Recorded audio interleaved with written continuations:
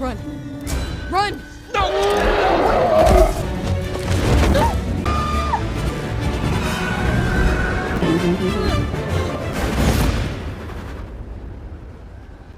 ለኑሮ አስቸጋሪ በሆነችው በርክ ተብላ በምትጠራ ደሴት ላይ ቫይኪንጎችና ድራገኖች ለዘመናት በደም ሲፈላለጉ ቆይተዋል። የበርክ ነዋሪ የሆኑት ቫይኪንጎች ድራገኖችን ከምድር ለማጥፋት ይሞክራሉ። በዚች ደሴት ላይ ከሚኖሩት ቫይኪንጎች መሃል ሂካፕ የተባለ ልጅ እንተዋወቃለን። ድራገን ገዳይ የሆነው ጀብደኛው አባቱ ስቶይክ የበርክ ነዋሪዎች አስተዳዳሪ ሲሆን፣ ልጁ ሂካፕ ደግሞ በተቃራኒው ፈሪና በራሱ የማይተማመን ልጅ ነው። እንደተለመደው ዛሬም መንደራቸው እንስሶቻቸውን ሊዘርፉ በመጡ ድራገኖች ጥቃት ይደርስበታል። በተለይም ከሁሉም ድራገኖች አስፈሪ የሆነውና እሱን አይቶ በህይወት የተረፈ የለም የሚባልለት ናይት ፊዮሪ ከተባለ ድራገን የሚመጣባቸው ጥቃት ሁልጊዜ የሚያስፈራቸዋል። በዚህ ሁከት በተሞላ የድራገኖች ጥቃት ወቅት የጎሳው መሪ ስቶይክ ናይት ፊዮሪ የተባለው ድራገን ከታየ በአስቸኳይ እንዲያሳውቁት ይነግራቸዋል። ከቫይኪንጎቹም መሃል የሂካፕ እኩዮች የድርሻቸውን ሲወጡ ሂካፕ ጎበር ከተባለው የመንደሩ የጦር መሳሪያ ሰራተኛ ጋር እንዲውል ይደረጋል። አደገኛ ድራገን ገዳይ ለመሆን ከሚሰለጥኑት የመንደሩ ወጣቶች ተለይቶ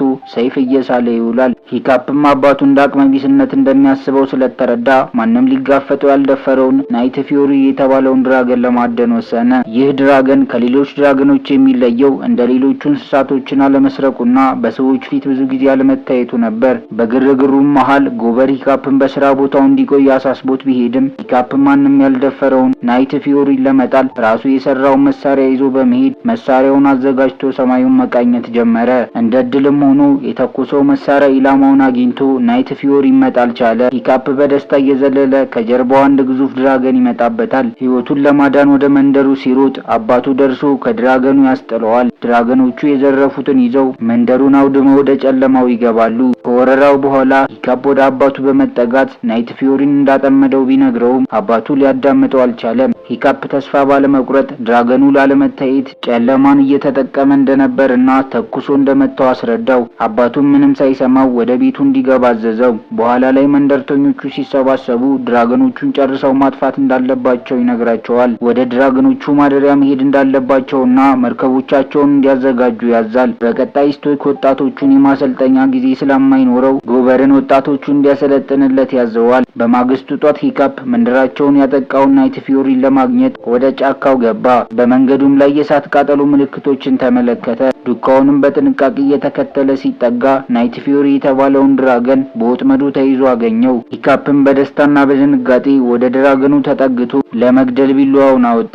ድራገኑም ለማምለጥ ከመታገል ይልቅ አይኖቹን በየዋህነት በመክፈት ለመሞት ፈቃደኛ ሆነ። ሂካፕ የድራገኑን አይኖች ሲመለከት የመግደል ሐሳቡን ቀይሮ ድራገኑን ፈቶ ለቀቀው። ድራገኑ እንደተፈታ ሲተውነው ከነበረው ትርኢት ወጥቶ በሂካፕ ላይ ጮሁበት ወደ ሰማይ ለመብረር ሞከረ። በትክክል መብረር ያቅተውና ወደ ገደሉ ይገባል። ምሽት ላይ ሂካፕ ወደ ቤቱ ሲመጣ አባቱን ያገኘውና ድራገኖችን መግደል እንደማይችል ስላወቀ በሐሳቡ ተስማምቶ ድራገን ገዳይ መሆን እንደማይፈልግ ይነግረዋል። ነገር ግን አባቱ የበፊት ሐሳቡን ቀይሮ ድራገን ገዳይ ለመሆን መሰልጠን እንዳለበት ይነግረዋል። የስልጠናው ቀን እንደተጀመረ አስትሪድና ቡድኗ ወደሚሰለጥኑበት ሜዳ ይገባሉ።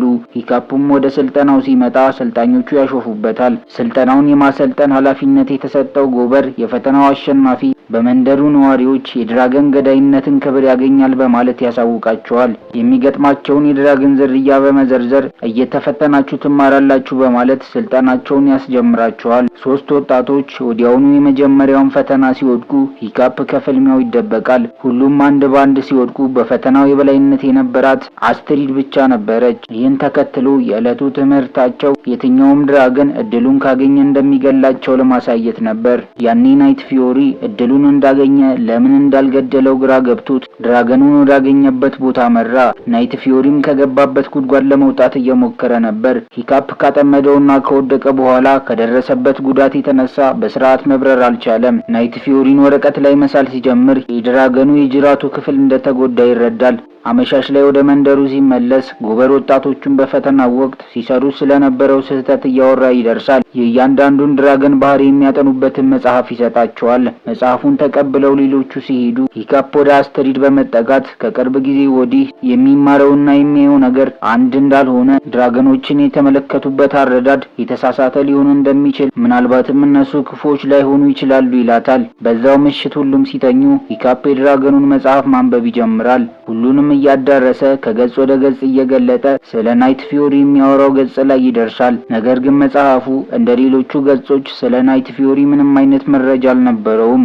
ይህ በእንዲህ እንዳለ ስቶክ የድራገኖችን ጎጆ ለማግኘት ጉዞውን እየመራ ወደ ባህር ይወጣል። በቦታው እንደደረሱ ባልጠበቋቸው ድራገኖች ከፍተኛ ጥቃት ይደርስባቸዋል። ከሰዓታት በኋላ ሂካፕ ከሌሎች ሰልጣኞች ጋር በስልጠናው መሃል ሆኖ ናይት ፊዮሪ ስለተባለው ድራገን ምንም መረጃ ባለማግኘቱ ጎበርን የሚያውቀውን ነገር ካለ ይጠይቀዋል። ጎበርም ናይት ፊዮሪ ማንም አይቶት እንደማያውቅ ይነግረዋል። በዛን ቀን ሂካፕ ገደል ውስጥ ለወደቀው ናይት ፊዮሪ ምግብ ይዞለት ይሄዳል። መጀመሪያ ላይ ድራገኑ ፈራ ተባ ሲመለከት እንደማይጎዳው ለማሳየት ቢላዋውን በመጣል ይዞለት የመጣውን አሳ ያቀርብለታል። ሂካፕም በዛው ሰዓት ለድራገኑ ቱዝለስ የሚል ስያሜ ያወጣለታል። ቱዝለስ አሳውን ተቀብሎ ከበላ በኋላ ከተመገበው አሳ ቁራሽ ለሂካፕ በማካፈል እንዲበላ ይወረውርለታል። ቱዝለስ የመጣለትን ምግብ እንደጨረሰ ወደ ማደሪያው በመሄድ መሬቱን በእሳት በማሞቅ ዘና ብሎ ያርፋል። ሂካፕ በአሸዋው ላይ ስዕል እየሳለ ቱዝለስ መጥቶ ሂካፕን ይመለከተዋል። የሂካፕን እንቅስቃሴ ሲያጠና ከቆየ በኋላ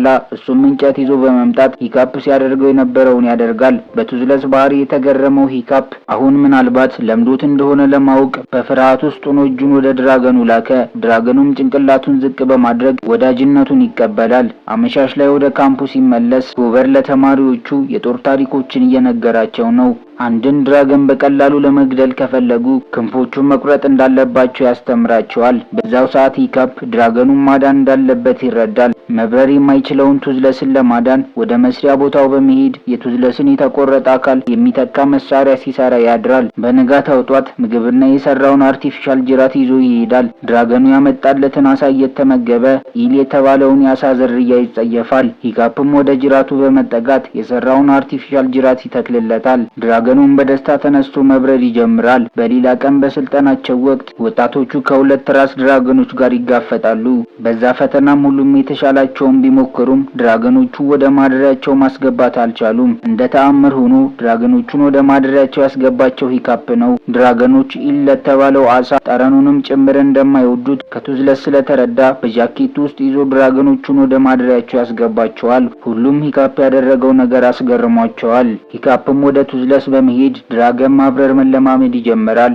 አንዲላይን ወደ ተባለው አበባ ቦታ እንደደረሱ ድራገኖች ለአንዲላይን አበባ አለርጂክ መሆናቸውን ቱዝለስ ከነበረው ሪያክሽን ይረዳል። በሚቀጥለው ፈተና ወቅት አዲስ ያገኘውን ሚስጥር ተጠቅሞ ደብቆ በያዘው ዳንዲላይን አበባ ፈተናውን ያለምንም ችግር ያልፋል። ይህ ሁሉ ሲሆን እያንዳንዳቸው ተማሪዎች በፈተና ወቅት ነጥብ ይሰጣቸዋል። በሌላ ቀን ሂካፕ ሌላ አስደናቂ ድራገኖችን ባህሪ ይረዳል። ድራገኖች ሲኮለኮሉ እንቅልፍ እንደሚወስዳቸው ከቱዝለስ በመረዳቱ ይህንን ሚስጥር በፈተና ወቅት ይሞክራል እና ይሳካለታል። ከቱዝለስ የድራገኖችን ባህሪ እያወቀ ሲመጣ በፈተናው ወቅት ጥሩ ውጤት ያስመዘግባል። በሌሎቹም ተማሪዎች እየተወደደ ይመጣል። አስተሪድ በሂካፕ ለውጥ መቅናት ትጀምራለች። ከቀን ወደ ቀን ሂካፕ ወደ ቱዝለስ እየሄደ አዳዲስ ነገሮችን ማወቅ ይችላል። አንድ ቀን ድራገኖች የፀሐይ ነጸብራቅ ቀልባቸውን እንደሚገዛቸው በመረዳቱ እንደተለመደው በስልጠና ወቅት አንድን ትንሽዬ ድራገን ሳይታገል ወደ ጎጆ መመለስ ቻለ። ምንም መሳሪያ ሳይጠቀም ድራገኖችን የሚቆጣጠርበት መንገድ ሁሉም ግራ ይገባቸዋል። አስተሪድም ይህ ስኬቱ እያበሳጫት መጣ። ከዕለታት በአንድ ቀንም መጥረቢያዋን ዛፍ ላይ እየወረወረች ሂካፕ በሩቅ ሲያልፍ ተመለከተች። ተከታትለው ለመሄድ ብትሞክርም ሂካፕ ለቱዝለስ የሰራውን ኮርቻ መቆጣጠር ያለመሞከር ሂዷል። ከብዙ ሙከራዎች በኋላ ቱዝለስም ሙሉ ለሙሉ የሚቆጣጠርበትን መሳሪያ ሰርቶ አጠናቀቀ። በማግስቱ ድራገኖችን ለማደን ሄደው የቫይኪንግ ቡድን ሳይሳካለት ይመለሳል።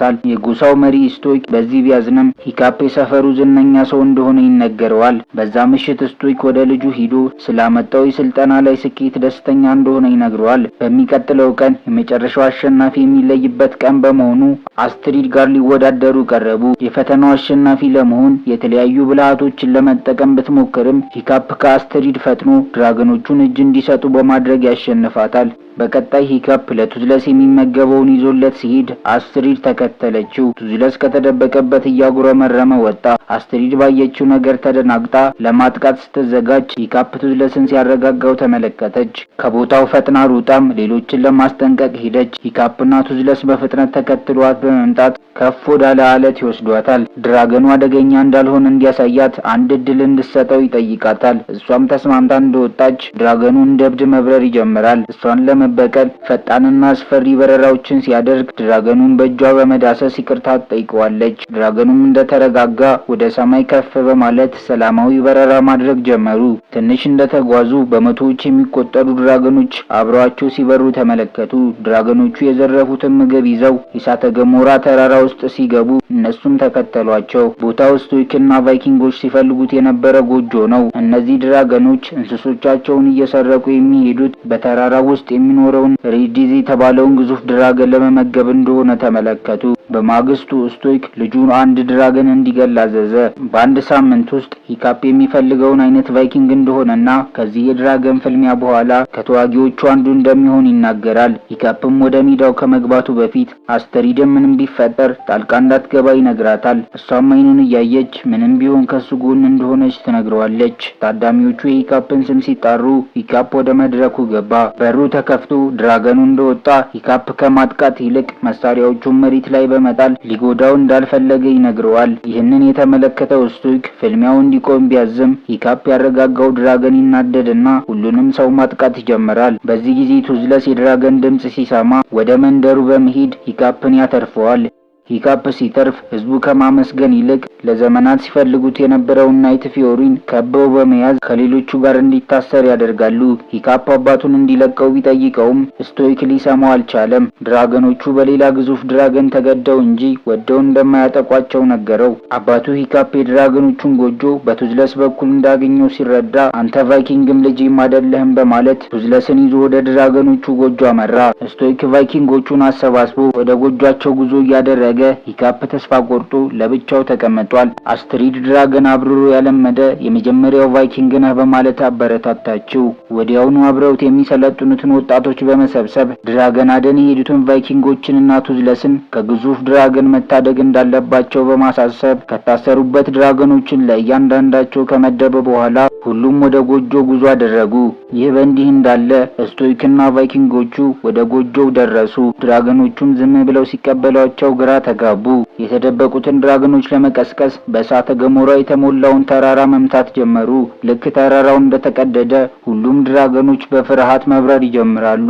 ቱዝለስ በጀርባው ላይ ታስሮ ምን ሊመጣ እንደሆነ ስለተረዳ ከታሰረበት ለመላቀቅ መታገል ይጀምራል። ሁሉንም ድራገኖች ሲቆጣጠር የነበረው ግዙፍ አውሬ የእሳተ ገሞራውን ተራራ ፈንቅሎ ወጣ። የቫይኪንጎቹን ጀልባ ማቃጠል ሲጀምር ቫይኪንጎቹ ግዙፉን ድራገን መደብደብ ጀመሩ። ሌሎቹን ትቶ ስቶይክን ለማጥቃት ሲጠጋ ሂካፕና ቡድኑ ደርሰው ግዙፉን ድራገን ማዋከብ ጀመሩ። ስቶይክ ልጁ ከወጣቶቹ ጋር ድራገን እያበረረ ሲመለከት ባየው ነገር ይገረማል። ሂካፕ ወደ ቱዝለስ በመሄድ ከታሰረበት ለመፍታት ቢሞክርም የታሰረበትን መፍታት ባለመቻሉ ጀልባዋ ቱዝለስን እንደያዘች ወደ ውሃው ትሰምጣለች። ሊያድነው ወደ ውስጥ ገብቶ ሰንሰለቱን ለመፍታት ሲሞክር ስቶይክ ወደ ባህሩ በመግባት ሂካፕን ካወጣው በኋላ ድራገኑን ተመልሶ ገብቶ ይፈተዋል። ቱዝለስም ስቶይክን ይዞ ከውሃው ይወጣል። ሂካፕ ቱዝለስ ነፃ መውጣቱን ሲመለከት ጊዜ ሳያጠፋ ወደ ፍልሚያው ለመግባት ተዘጋጀ። በሰማይ ላይ ከግዙፉ ድራገን ጋር መፋለም ጀመሩ። ከደመናው በላይ እየበረሩ ተከትሏቸው የሚበረውን ድራገን ክንፎቹን መደብደብ ይጀምራሉ።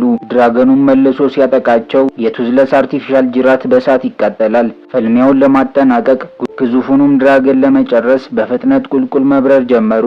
ድራገኑም በግዙፉ አካሉ ከነሱ ባልተናነሰ ፍጥነት ተከተላቸው። በመጨረሻም ሰዓት ሂካፕና ቱዝለስ ተመልሰው ወደ ሰማይ ሲበሩ በእሳት የተበላው ክንፉ ሊያድነው ያልቻለው ግዙፉ ድራገን መሬት ላይ ይፈጠፈጣል። ግዙፉ ድራገን ሲወድቅ ሂካፕና ቱዝለስም በክንፉ ይዟቸው ወደቀ። የሂካፕን መውደቅ የተመለከተው ስቶይክ ልጁን ፍለጋ ሲሄድ ፍርስራሹ ውስጥ ያገኘው የቆሰለውን ቱዝለስን ብቻ ነበር። ቫይኪንጎቹ በድንጋጤና በዝምታ ሲሰበሰቡ ቱዝለስ በክንፉ ውስጥ የደበቀውን ሂካፕን አሳያቸው። ናይት ፊዮሪ በተራው ሂካፕን እንዳዳነው የተመለከቱት ቫይኪንጎቹ በደስታ መጮህ ጀመሩ። ከቀናት በኋላ ሂካፕ ከተኛበት ሲነቃ ቱዝለስን አጠገቡ ተቀምጦ ተመለከተው። ከአልጋው ለመነሳት ሲሞክር በውጊያ ወቅት አንድ እግሩን ማጣቱንና አርቲፊሻል እግር እንደተገጠመለት ተመለከተ። ምንም አንድ እግሩን ቢያጣም በህይወት መትረፉ ትልቅ ነገር ነውና ቱዝለስን ተደግፎ ወደ ውጭ ወጣ። በሩን ሲከፍተው በመላ መንደሩ ቫይኪንጎችና ድራገኖች በሰላም እየኖሩ ሲመለከት ፊልሙ ይጠናቀቃል።